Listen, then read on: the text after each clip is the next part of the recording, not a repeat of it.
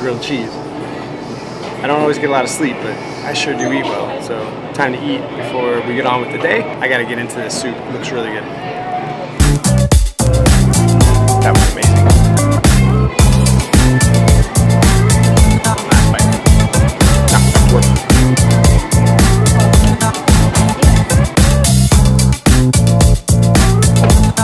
Oh, just finished crushing a video edit. But the good news is it's done. I think we're gonna go for a bit of a run tonight. So that should be interesting and fun. My knee and ankle are killing me. I'm trying to carry like a bunch of stuff. 1, 2. You know what? I need to worry about driving, not vlogging. But I can't even get to the driving part because I keep dropping my keys. See you guys in a few minutes. So I'm going running, but I have to get there first. So I'm gonna ride my bike from the house to the running spot. Should be fun.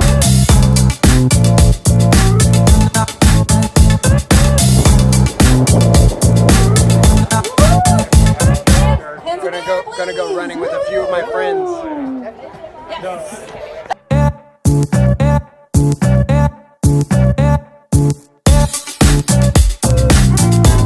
Here we go. Yay.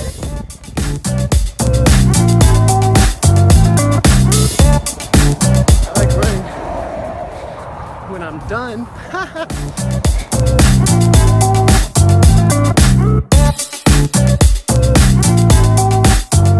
Hey everybody, just wanted to talk to you guys about kite selection. Do I go 3 square meters or 4 square meters difference between the kites?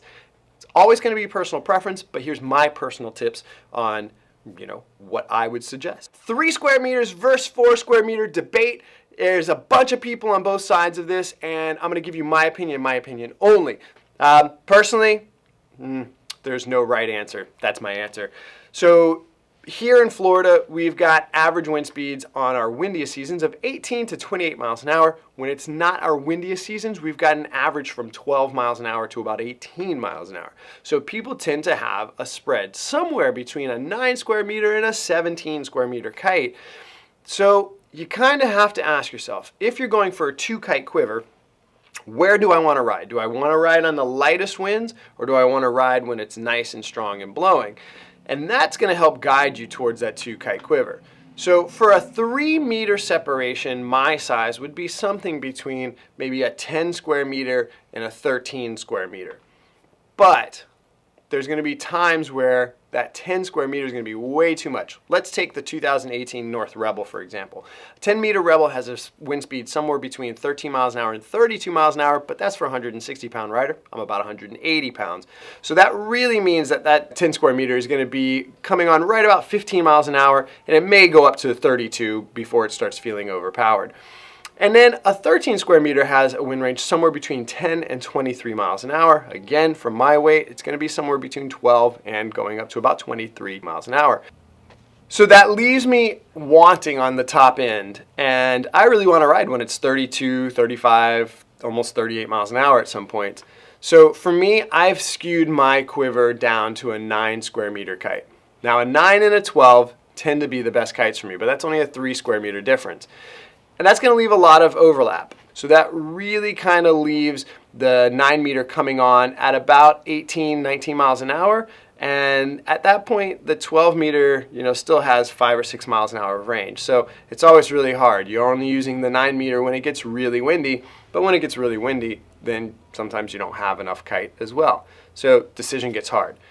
If you wanted to do a 4 meter spread, that would be something more for me, like an 8 meter and a 12 meter. Now the 8 meter has a 17 to 36 mile an hour range, which really means it comes on about 20 miles an hour, but that means it's going to be on the low end.